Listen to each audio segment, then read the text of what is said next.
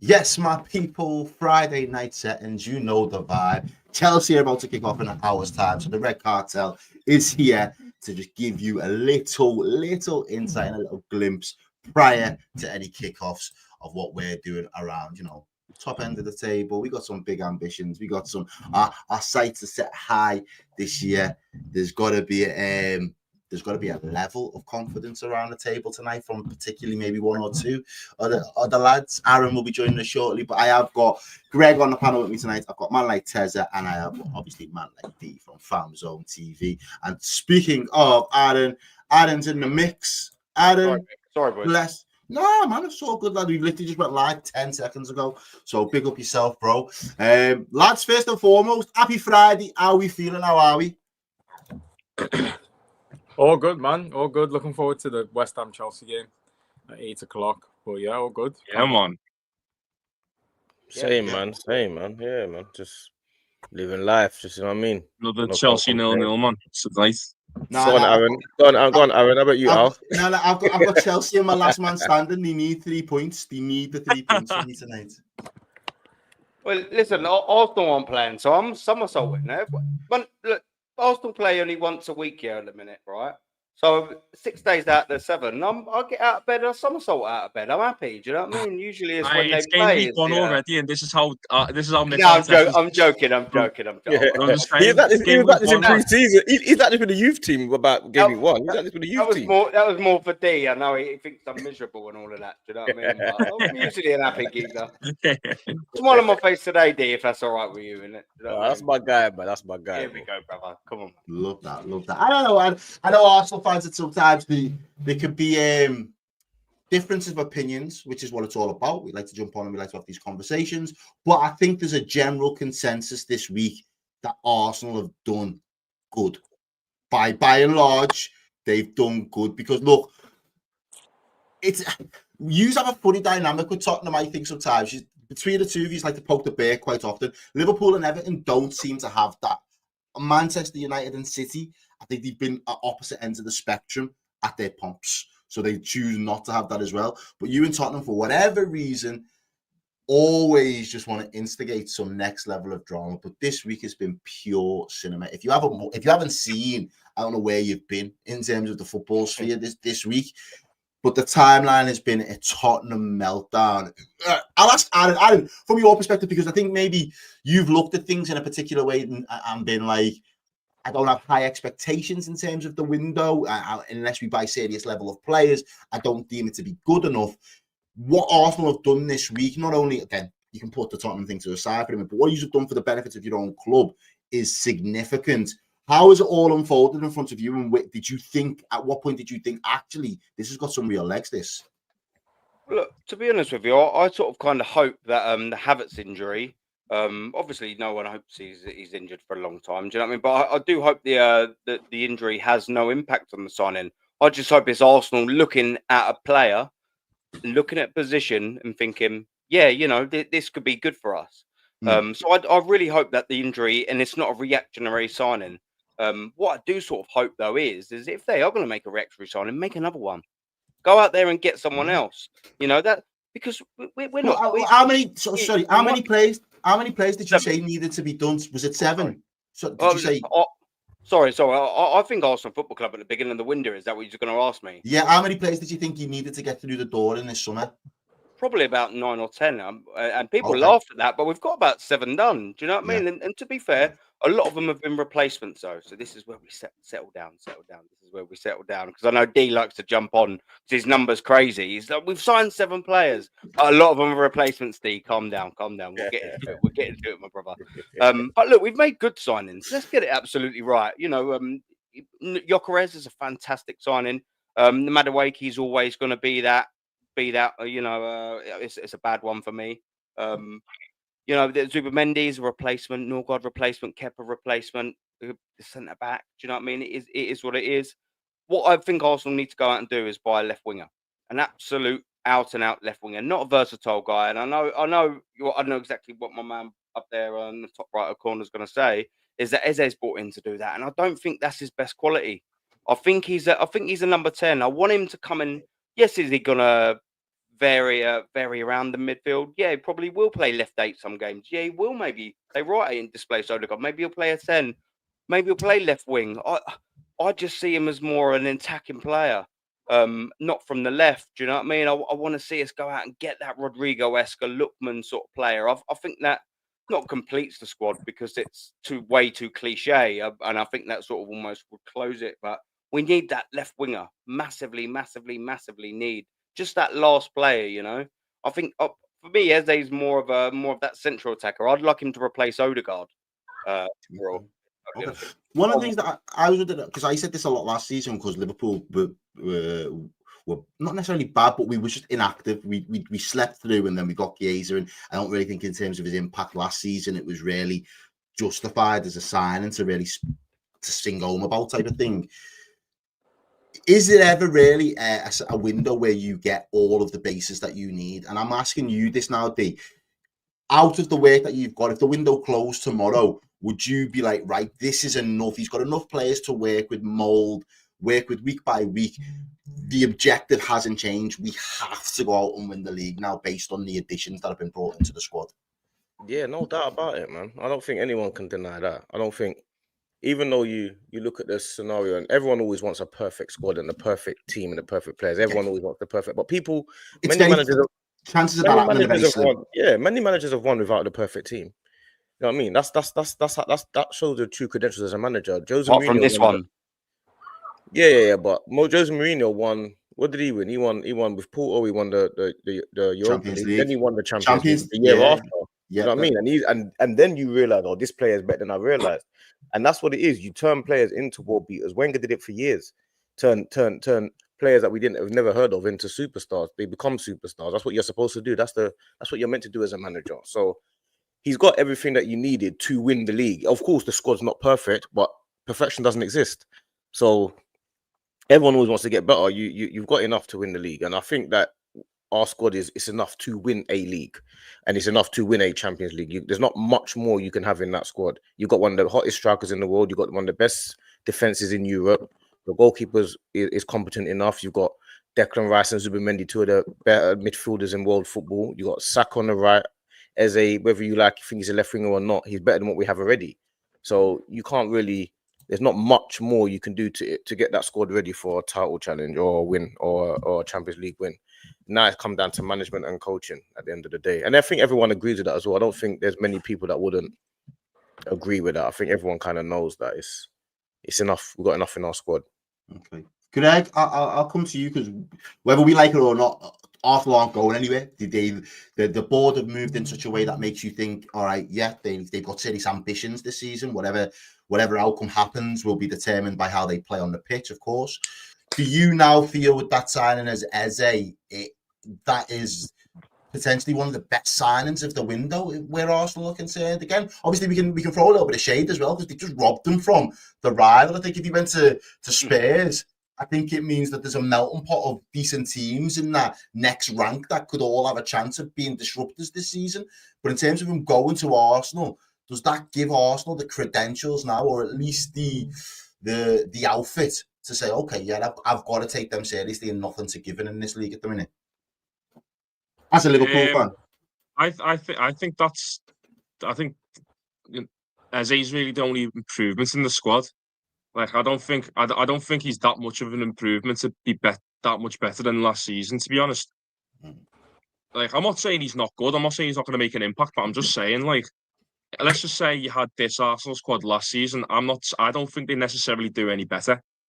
Really? You know what I mean? So yeah, no, I think they just do near enough the same. Few points, maybe a bit more, but nothing detrimental to Liverpool's title win. But again, that's not me saying that they're not going to be there competing this season, because you know we all know they will be. Like it's between Liverpool, City, and Arsenal, and if you want to throw Chelsea into the mixer somehow, then Chelsea there as well. But you're on mute. Sorry, Adam, bro. Sorry, you just muted a little bit. Can I just ask you a question there? Do you think Liverpool have pulled away from Arsenal in terms of the window they've had so far as well? You know what, right? So far, I actually think the levels, Liverpool have slightly increased the gap, but only because we've still had a lot of outgoings, which still needs to obviously be resolved, which I am quite confident will get resolved by the end of the window, if not January. So, you know, that's where I'm looking. And I think City have massively improved. But I think City's squad's absolutely like amazing. A joke at the minute, yeah. They I wasn't worried about City, but in their game on the weekend, I think it'd be a bit of a naive move to be like, yeah, just dismiss them. I just think you've always got to be scared of City, though. Like we've seen so many times. Like in the 2021 season, let's be honest, no one really thought City would win it. They were like 8th after 12 games, and then like 9th after like 15, 16. You know what I mean? No one thought they'd win the league. Everyone thought fucking Leicester would win the league or us. And then we went shit. And then who was second then? Tottenham or something. Yeah, and then, I think it was. But then City out of nowhere just came back. People thought United would win the league that season. Yeah, I've completely forgot. Yeah, people thought United were going to win the league that season as well. And then City out of fucking nowhere just second up the half level. of the season, they can turn it on, can't they? You can never rule out City ever. That's the number one rule. You can never rule out City. No, I think that is fair. Says I'll ask you. I know you've probably got not as much in this terms of title ambition in the same way. Where I think it's fair to say at this point in where Man United are in their rebuild. But when you look at it objectively, does Eze dropping into that squad make Arsenal more title ready to go for that charge now, or is the pressure to say? Because I said, "What's the Gyökeres?" I was like, "There's no more excuses. Whether or not they go on to sign 3-4 more other players, Gyökeres was always penned as the missing piece. So you've got the missing piece. The rest of the squad is meant to be there, ready, capable of pushing towards the league title. Does Eze now reinforce that, and the pressure just remains the same, or is he a complete game changer?" So I kind of hear where Greg is coming from, and I kind of understand it, because I was looking at, potential 11s that Arsenal will put, and everyone just kind of put Eze in for Martinelli.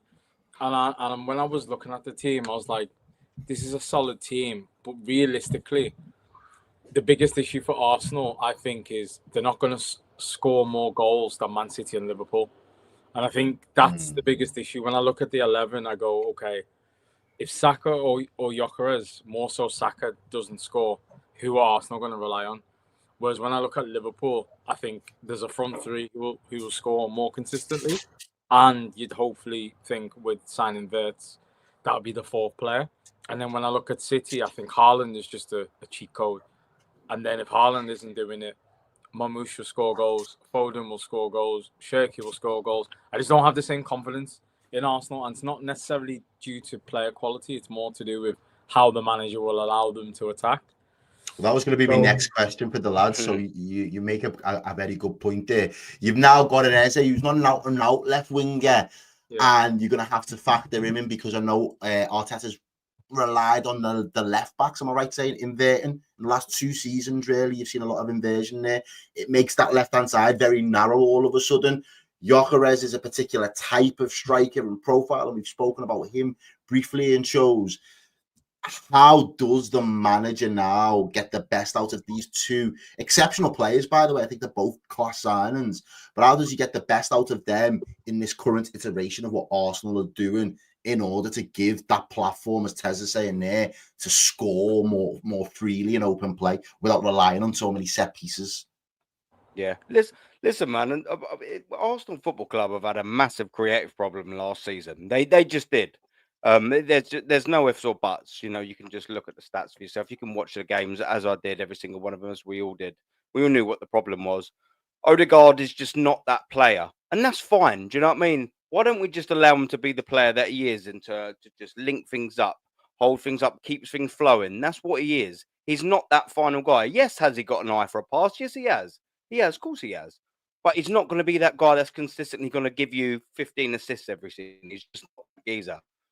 With Eze, I think what it does is it opens up the idea of, if Arsenal are going to carry on playing a 4-3-3, perhaps not against, say, when we play you boys at match day 3. We're not going to be going to Anfield, are we, and playing Eze as a left 8 and Odegaard at a right 8. We're not. We're asking for trouble. We're going to go there with a defensive 8, aren't we? But at least say, for argument's sake, a Leeds that we're facing on Saturday or tomorrow, rather.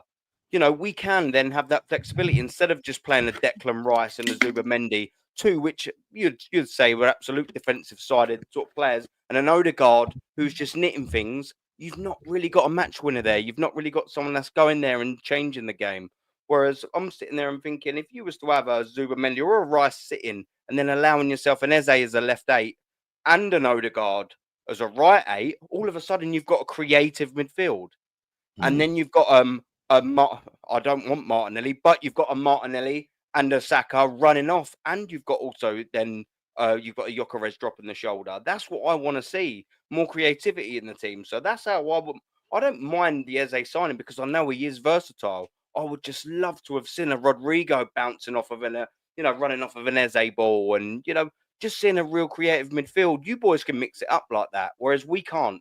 We've got Declan Rice, who started off as a centre back. Let's not forget that, and he's a very, very, very good number 6. Probably one of the best top 5 6s in the world, I'd say personally. But when you say as a left 8, do you say as one of the top left 8s in the world? You don't. Do you say as a top 10? You don't. Is he in the top 20? You probably don't. So that's the problem with Declan Rice. He's got his limitations, of course he has, and I just want to see more creativity. So we allow ourselves with that Eze signing to just give us that a little bit more, a little bit more fluidity maybe in terms of how we go and attack the midfield. So I think it's a great signing for me. Look, I'm buzzing. I'm buzzing with the signing. If I'm being totally honest with you, I've wanted him for a couple of years. If I'm being honest, he started off as an Arsenal boy, and he's going to get the number 10. So it just adds that extra dimension. Liverpool have got it. Manchester City have got it. It's about time Arsenal had it. Big up, man, like Drift. Thank you very much for pulling up and coming through. Big up, boy. Big up. I've asked the lads this already, and I kind of want to get your take. Obviously, being down in London as well, you'll have felt the tension building in North London, I'm sure, at some point this week, bro. does Eze send shockwaves to the rest of the title contenders and the rest of the league with that signing and moving to Arsenal as opposed to Spurs? He's a super talented player. Like, I love Eze. I'm really annoyed because Pedro, Baleba, and Eze are the 3 players I wanted at Liverpool, and 2 have gone to rivals, and Baleba might be going to one as well. So I'm going to stop telling people who I like, because it seems like they're going rivals. Everyone, yeah, I know that ones. Yeah, you know what I'm saying? Like, it's actually doing my nut. But I don't know if I would necessarily be like needle mover. I think that's the part where I'm like, I'm toing and froing on like whether he's a needle mover or not. He's definitely better than Odegaard in my opinion, but I don't think Arteta's got the balls to drop Odegaard. But maybe by the end of the season, maybe he'll take Odegaard's place if Odegaard keeps throwing up stinkers. So yeah, it gives Arsenal options. It definitely gives them options, man. It definitely makes them a stronger outfit. But again, like I said, I don't know if it's the thing to tip them over the edge in terms of winning the league, but it definitely makes them stronger, and I'm definitely annoyed they've got him. So it'll be interesting. It will. I mean, I don't know if you lot have touched on it already, but Arsenal, man, it's you must. I can't lie. You must. $1 billion spent 7 years into a deal, into a project. You must. There's no more. Arsenal's got to be favourites. Arsenal's got to win it. I'm sorry. Favourites. Man said favourites, You've had the best bro. Well, hold on a minute. A minute ago, you just said that Eze, you're not sure if he's a needle mover, but all of a sudden he were favourites. But I said Gyökeres was the final piece. Yeah, but one minute it's not a needle mover. I know what he's saying. I don't agree. No, Liverpool favourites. Liverpool have won the league. They've signed. That was last season. It's done. On top of that, you signed Frimpong, Wirtz, who's one of the best attacking midfielders in the world. Ekatike, looking to get Isak, Kirkes. How are you guys not favourites? I don't understand. Well, Isak ain't here yet. Yeah, our favourites. Yeah. You know what I mean? You can't spend all of that money, be champions, and swerve the tag. You can't do that. No, you can't have both. Let's be serious. You can't spend all of that dough and sign all of them players, lap up all the praise from fans. I don't think necessarily £1 billion over 7 years means that they're favourites. It just means that there's more pressure on them to do it. Yeah, exactly. I wouldn't say that makes But the pressure's the same. The No, pressure's we're been the same from There's Arsenal. no way from you last think season. we're gonna. No, but there's more pressure now on Arteta to do it. Do you know what I'm saying? All I was told Because, is they only need a after all striker. that goal. That's what I was told. Drifty, that's 100%. No, but we're talking about what you think, though. We're talking about what you told. think, though, bro. We're talking about what you think. What I think is that Arsenal will never win anything, but that's irrelevant. No, we're not favourites then. No, but you have to be, D. You have to be, fam. How, You spent bro? £1 billion in 6.5 years. If you're not favourites by now, then pack it up. You spent 116 million on the best attacking midfielder in world football, apparently. You bought one of the best young promising talents for 80, 90 million. You're looking to get the hottest striker in the world in Isak. You signed Frim. But we've only spent 400 mil in the last 7 years. years. $500 million in one summer. You guys are the clear and utter favourites. No, we haven't. Bro, I don't mind being favourites. I don't mind being favourites. But when I look, I'm like, if we don't apply a pressure to Arsenal from and the expectation from day dot in this season, Arsenal will find ways to move the goalpost, wriggle out of the expectations, and then when things go wrong or sideways, back end of the season, they'll say, we was never expected to do it anyway, because Liverpool had done this and City had done that, and all of a sudden, the deflection tactics start happening, and players and managers get a pass for another season, and that's what will happen. So Errol, you turn around you have done your business for yourselves. Now you have to go pattern as if we have to win the league regardless. You can still win the league without being favourites. 100%. That was last year. It's not the favourites don't win the league every year, do they? So last year or the year before, Man City were the favourites. It wasn't Arsenal or Liverpool. It was Man City. Man City were winning 4 in a row and stuff. So you can still win the league, but Arsenal have done business to win the league. We've got enough to win the league, but Liverpool are the favourites. Look, I think Liverpool are the favourite. Go on, sorry. Go on. Yeah, I was going to say, I think with the thing why Arsenal aren't actually deemed as favourites is because I think a few people said it before. I think Guehi was mentioning it as well, and Greg. The signings they've made are not necessarily needle movers. So if you take out, if you take out Gyökeres, the 11 is more or less quality-wise the same. Gyökeres, for me personally, isn't that much better than Havertz. He might be a better goal scorer, but in terms of all-round gameplay in this league, we haven't seen it. If you take out Mendy for Partey, yeah, he might be a better player, but obviously, barring all off-field stuff, when Partey's on his game, he's one of the best sixes in the Premier League. The back four's the same, the goalkeeper's the same, Rice is still there, Odegaard is still there. So in terms of collective unit, it's difficult to kind of assess because a lot of the pieces are the same. Whereas, because Liverpool have, in my opinion, upgraded with Ekitike to Darwin, and maybe you could say Kerkez to Robinson just because of his age, and maybe you could say Bertz into the midfield for whoever, Diaz or whoever's left. There's a bit more of a leeway to say, I can see why Liverpool's team looks better. The same with City. I think with Arsenal, it's a little bit harder to tell. If Arsenal maybe not sign Madueke and then sold Trossard and use that money and then talking about Eze and Rodrigo, as I think he mentioned before, then you'd be like, right, okay, the firepower is there and it's clear. But I think because the quality difference isn't too big of a gap, it's harder to tell. But I think Liverpool and City will still be favourites regardless, just because they've had the experience.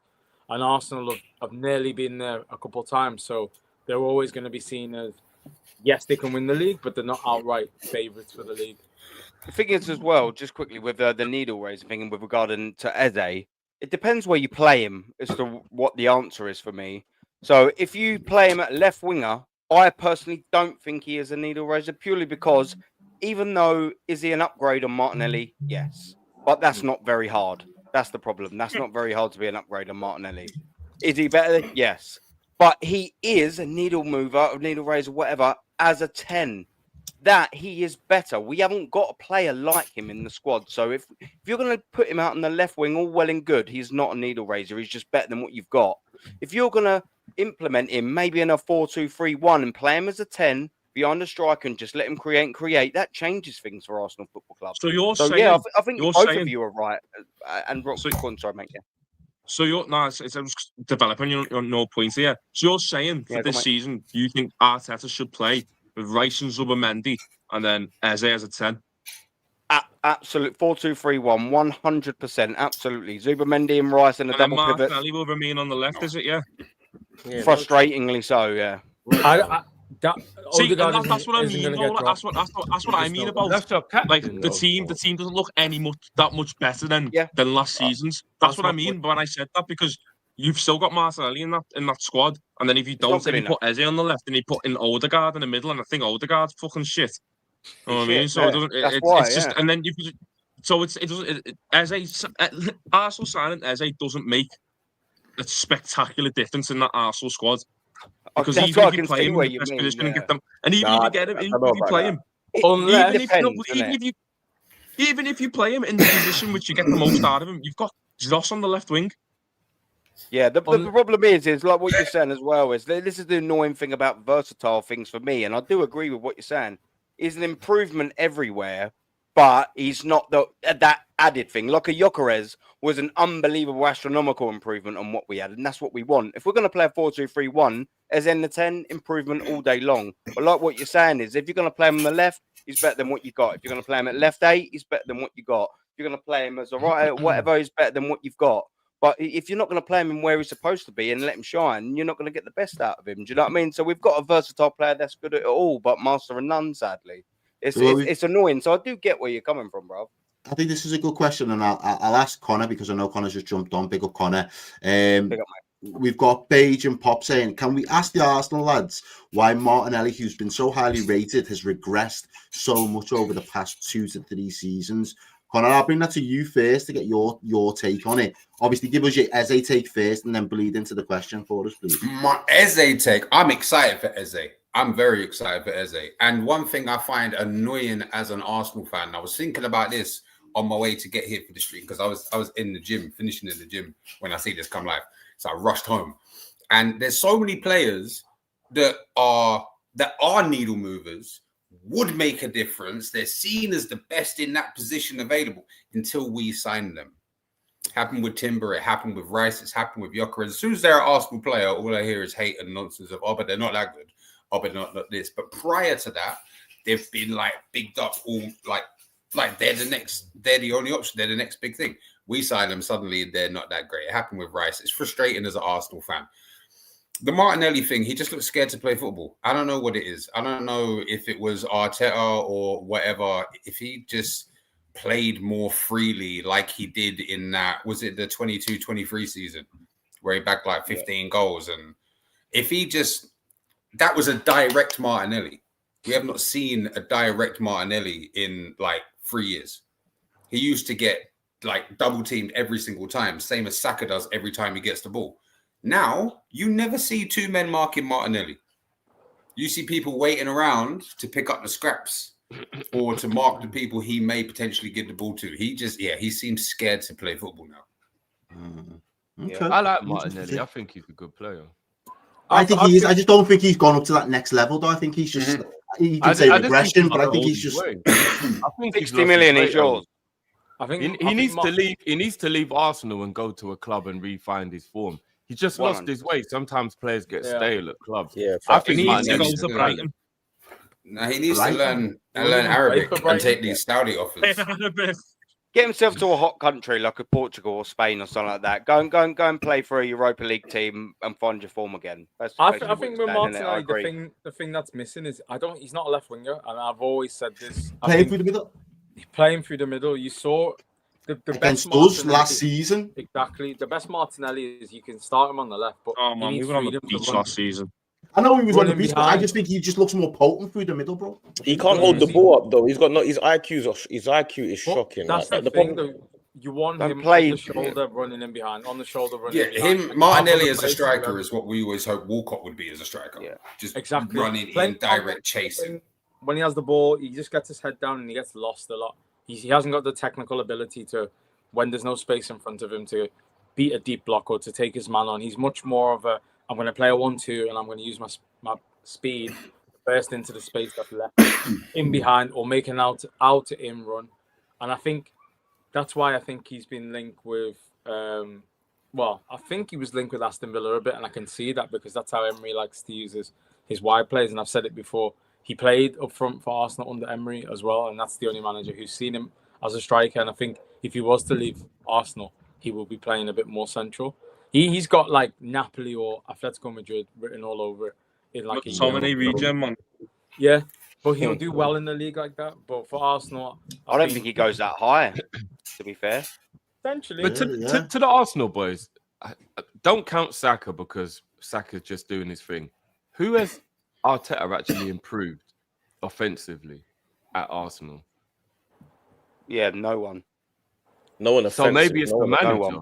Declan Rice off the top of my head, because he pushed him into that 8 position. He showed a side of his play that no one ever even thought was possible. Teza, I see your eyes. Yeah. Why do you hate Declan Rice so much? Why do you hate him so much? He went into that 8, started making his forward runs and getting goals and having shots. People didn't even know that Rice had that in his locker. So that's one. Let me ask you one question. Sorry. Do you not think it's mad that offensively the players that he's improved, given his position as a player, has been 2 6/8s in Mikel Moreno and Declan Rice? They're probably the biggest improvements, because when Moreno had to do a substitute or stand-in striker last season, he banged goals, so he was able to tweak his game to get the goals out of him. Likewise with Declan Rice, has been a little bit mobile and getting more options. But in terms of players that have got this natural flair and ability to beat defenders, get in behind quick, use the pace, drop a shoulder, it's almost like he's put the handcuffs on them and said, "Yo, this is not what we do around here." From the outside looking in, anyway. He's got his evil little claws in him. That's it. I mean, they'll do that to Max Dowman and all. The second that kid gets a chance to express himself, Arteta's just going to drag him straight back down with him. And you look at it. Look at what he's done to Ethan. He started expressing himself. I've got a season ticket at Arsenal. Every single game that I was sat in the Emirates, whether it be cold, whether it be hot, I was sitting there thinking, right, this is boring me to death. Oh, Ethan's coming on and he'll do something. What did he end up doing? Oh, he ended up benching him. Now he don't track back enough. He doesn't like this open, expressive player. He doesn't like a number 10, which is why we don't play with a number 10. Which is why my man down there again was like, well, Eze, what's the point? I totally get where you're saying with that as well, by the way. It's frustrating. Mikel Arteta hasn't improved any. Let's run through it. Willian, did he improve him? No. Marquinhos bought him for some strange reason for free. Did improve him? No. Trossard came in at Brighton, started really good. As soon as Gabriel Jesus came back, by the way, Trossard was also having Player of the Month season for Arsenal, dropped him. Oh, yeah, we bottled the league. Trossard's now fallen off a cliff. Martinelli's fallen off a cliff and into an infinite manhole. Martinelli, Nelly. He's still falling. Nelly. He's still going. Bye, Martin. I'll throw a flare down there. Oh, can I see Martinelli? Bye. I don't know. I still can't see him. He's still going. He's still on the descent. What about Kai Havertz? Oh, yeah, well, another one of them midfielders that he's brought up to make himself look good. No, we're going to drop him. What about the original strikers there? Did he do that with Eddie Nketiah? No. Did he do that with Gabriel Jesus? No. Anyone else? Bukayo Saka's probably on his natural progression. Oh, yeah, and then he ran him to the ground. He ran him into the ground. So the only one that actually had half decent thing, he just destroyed. Name me one. Anyone, please. Just one player. One. We can't. We'll just be quiet for a minute. Because he ain't one signed anyone, and two, any forwards, and two, he's destroyed them all.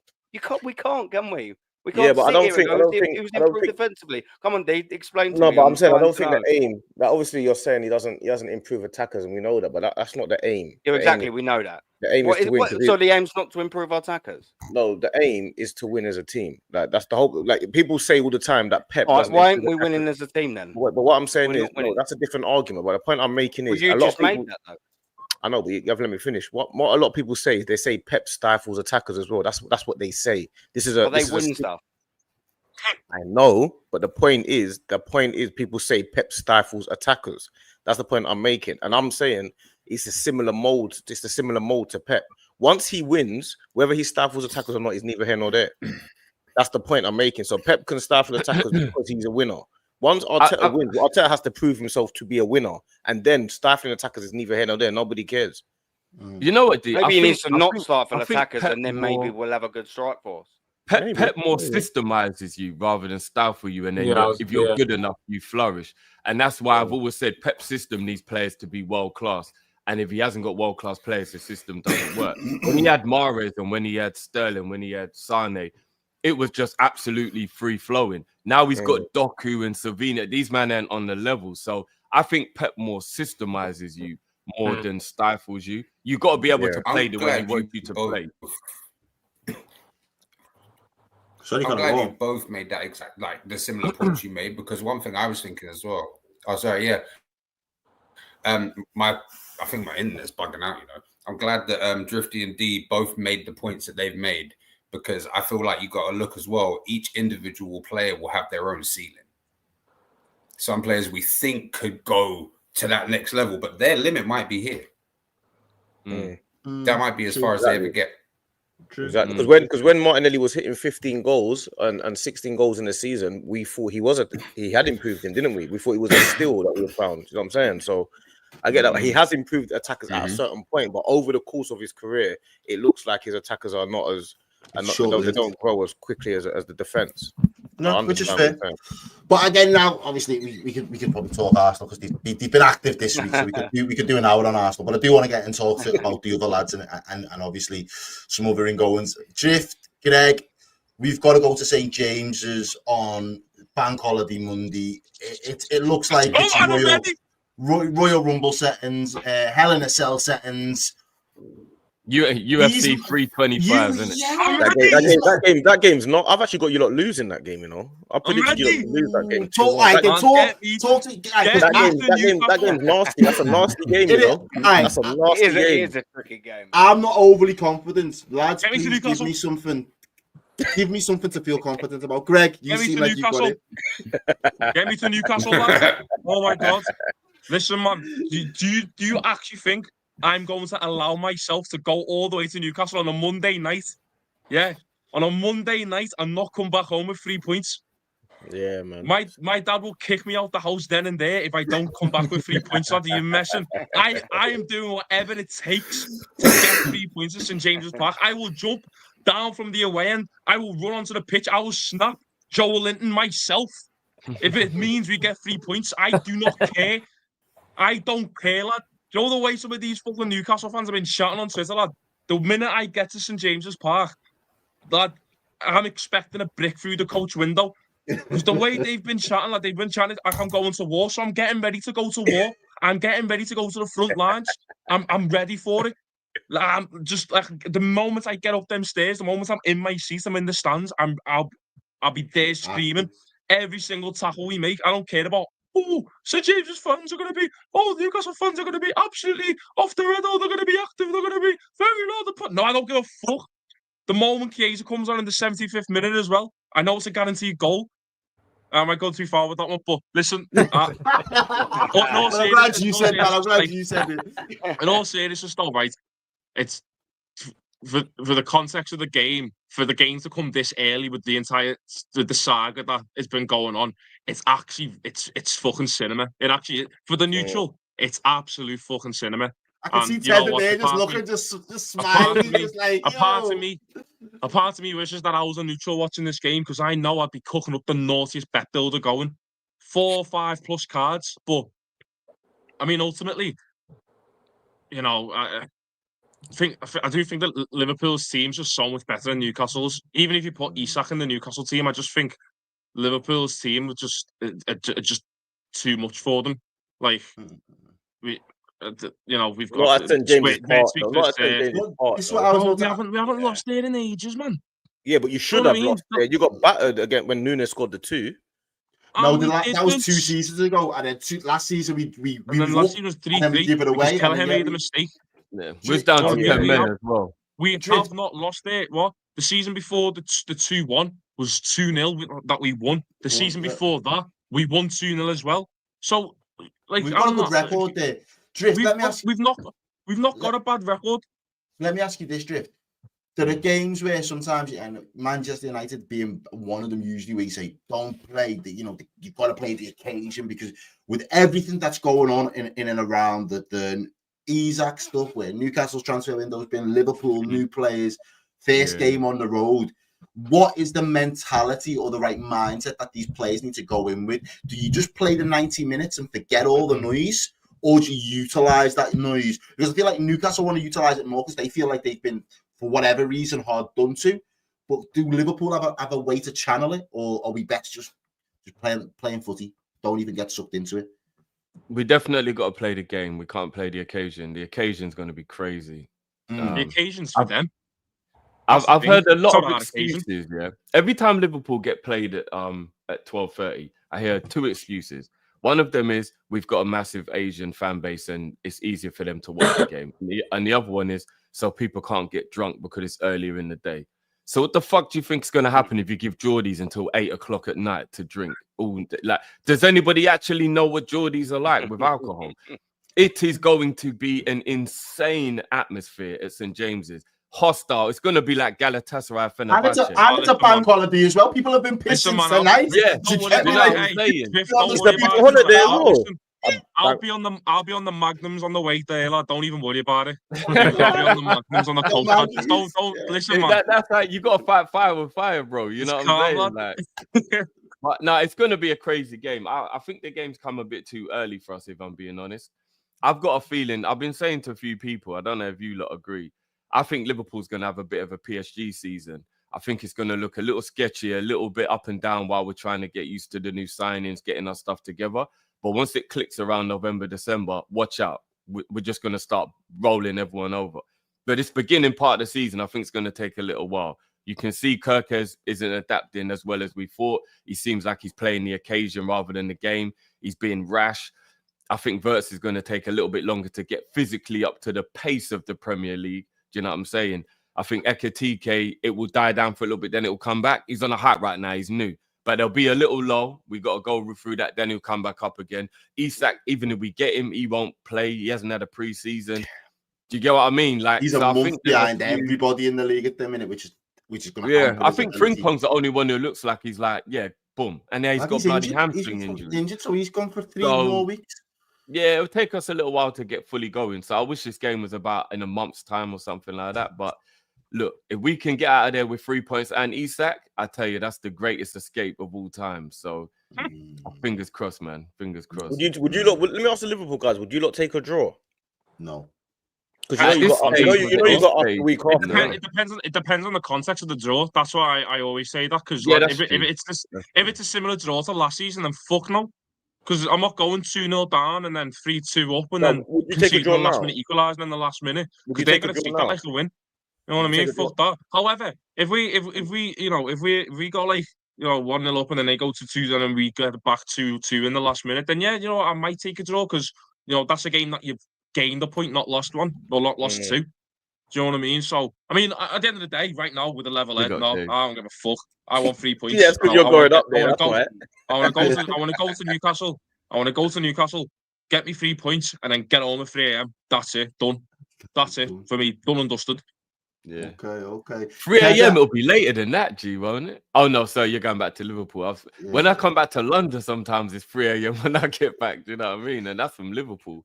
Cesar, I'm going to ask you. You are the neutral in all of this, and as I say, probably not as invested in the title race in the same way. How do you see this cinema panning out?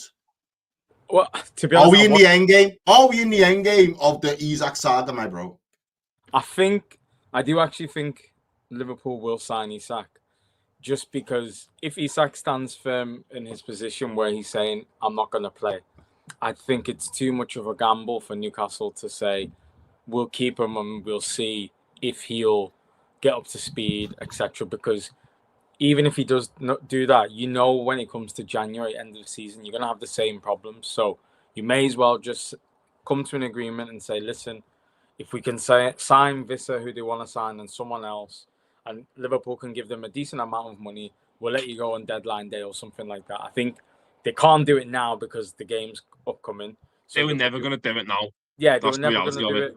So they'll wait till after the game, see how much money they can get, see if they can bring in 2 and settle it that way. In terms of the game, I think it'll be tricky for Liverpool, especially at fullback, as you mentioned. Kirkes was a bit shaky against Bournemouth, and you don't really know who's going to play it right back. Maybe Gomez if he's fit, but again, he's had injury issues. Maybe Szoboszlai. He's not fit enough, lad. The manager's already said he's not fit enough. So you're thinking Endo or Szoboszlai playing at right back, which is quite a concern because Newcastle actually played fairly well in the first half against Villa. They could have scored a few. and they played with He got in Alanga. direct, very direct, weren't he? Played with Alanga, Gordon, and Barnes, and that's just 100% athletes and sprinters. And yeah, but you know what? You know what? Sorry to interrupt. Just to put on the flip side, yeah. Like obviously, I know Liverpool won't do it, but like I know because it's just not Slot's way. But the possibility of just playing with 3 and having Kirk as the left centre back and just having 5 midfield and just overrunning their midfield is quite easily a possibility. It would be if we didn't have Slot. A 3-4-3 even, and then you bring in, you know what I mean, having a 3-4-3, because then you've got 4 midfield out overrun their midfield though. You know what I mean? So I'm not saying it's going to happen. I'm just saying it's definitely a possibility there. It would. The only issue is to do that, then you'd have to drop Florian Wirtz, and I don't think Slot is in that mindset yet. He probably would want to play him and get him up to speed. Yeah, because your front 3 will probably be Gakpo, Ekitike, Salah, and then he's already said McAllister and Gravenberch are going to play, so he's almost confirmed that those 2, and or if one of them don't play, it's going to be Szoboszlai. So Wirtz will be the one, unless you're going to be playing him as one of the front 3 and you're going to drop the others. And I don't think he would want to do that because Gakpo scored, Salah scored, Ekitike scored. Exactly. So that's where, if it was a different circumstance, yes. I mean, we could be wrong. We could see that. You know what I mean? I'm not saying it's definitely going to happen because I don't think it is. But I'm just throwing it into the mix of that. Like, it's not like there's not other ways of playing footy. Do you know what I mean? Yeah. No, potentially. I do think it'll be a tough game. But Newcastle, I don't know what it is when they play against Liverpool, especially at home. I don't know whether it's the occasion or the emotion. They need it to get up for it, though. I think sometimes Newcastle. Yeah, they had their moments at Wembley, man. Who the fuck cares, lad? You know what I mean? They had their poxy moments at Wembley. Like, you know what I mean? It's always a big game, though, isn't it? It's always a big. Newcastle, Liverpool's always entertaining. It's probably the most entertaining fixture in the Premier League. It's always fireworks. No, I think it is. It's always fireworks. Always, whenever we play. Tottenham, Liverpool's a better game than Liverpool, Newcastle. Anywhere. No, but that's normally because a guaranteed banger. To be fair, yeah, we're normally team to us, Tottenham. Yeah, but Tottenham are a nice team to play for us because they want to play a bit of footy, try and be expansive in a way, and then we just pick holes in their defense. Whereas Newcastle, they're just grimy in my eyes. They just love the physicality of it. They'll leave a couple of bad tackles on you. They'll get away with a few. They're cynical. They've not necessarily mastered the dark arts, but they're very keen to tap into them, especially at St. James's, and they'll use that atmosphere. So the diplomat, bruv. He don't get booked. He never gets in trouble. You know the way the Newcastle fans have been talking about Joe Linton on Twitter, lad. You'd think he's King Bono or something. Swear down. Like honestly, the way they've been talking about him, lad, you'd think that he's been going around, you know, causing double homicides and that every day for the past 5. Like, I don't know what's going on with him. I don't know how he's just turned into some gangster all of a sudden. You know what I mean? But I think the reason why we beat Newcastle, is because I think the Newcastle players cared about this saga a lot more than the Liverpool players, and that will be playing on their minds.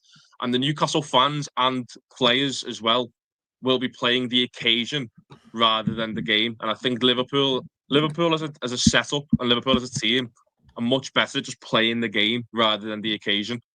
Because, you know, for Newcastle, look, this is probably the biggest game of. If you just look at all 38 games, this is probably going to be. Yeah, that's a good point. This is going to probably this is probably going to be top 3 because those are the 2 Sunderland games. Do you know what I mean? So this will be top 3 occasions for them. They won't really have any other moments like this. Maybe, you know but Newcastle like to fight with Arsenal as well. They've turned that into a derby for some reason. Yeah, for some mad reason. That's not really an occasion. That's not that occasion is not anywhere like this. It's because of the snow, because of the saga, and the way Newcastle fans are convinced themselves that it's all Liverpool's doing. The way they're going into this game, they are thinking like there's something to prove here. And that's what I mean about the fans. The fans are going into the occasion with the mindset of, fuck Isak, fuck Liverpool, even though it's what do you say, fuck me for. And obviously the players are going to be thinking that to themselves because you know they will want to prove that they can do it without Isak. So that's what I mean. The occasion ultimately I think will get the best of Newcastle, and I think that's why Liverpool will win. I'm hoping so. Let me ask you this day quick, Liverpool lads, before we move on to United. If the window was to shut tonight, have we done enough? No. Okay. Okay. Bro, between now and the window shutting, yeah, it's so pivotal to whether we win anything this season. The squad as it is now, we can win something because we're good, but I'd be very skeptical. If we get Rodrigo, Isak, and Guehi, which is what's been spoken about, the whole of Europe just pack it up. All right. I'm here for it. Can I just throw two things into that? Yeah. Quick. Go on, quick. It's one of the things. It's not good enough if you haven't done everything that you could have done. It's what the geezers to the left-hand side of right-hand side is saying to me. If you need that Isak and you need a guy, then it isn't good enough, and you shouldn't settle for that. Do you know what I mean? Like, I know you've had a great window, but it could be better. But do you know what I mean? It doesn't take away, if you don't want to sell it doesn't take away if it's a bad window for you guys. But could you do better? Yeah, of course, man. There's nothing wrong with wanting more. Do you know what I mean? You're Liverpool, for crying out loud, isn't it? No, we need more. We let go of three. Well, we let go of 2 forwards, and we had the tragedy with Jota, and then the defense. Obviously, we let go of a defender, and then Trent did his thing and left. So it's actually need. It's not even want at this point. Do you know what I mean? It's actually like need. Guarantee yourself 2 players in each position. Do you know what I mean? And don't get me wrong, right? Rio Moe, yeah, he played very well in the pre-season, but like, he's not going to play. He's not going to play against Newcastle, is he?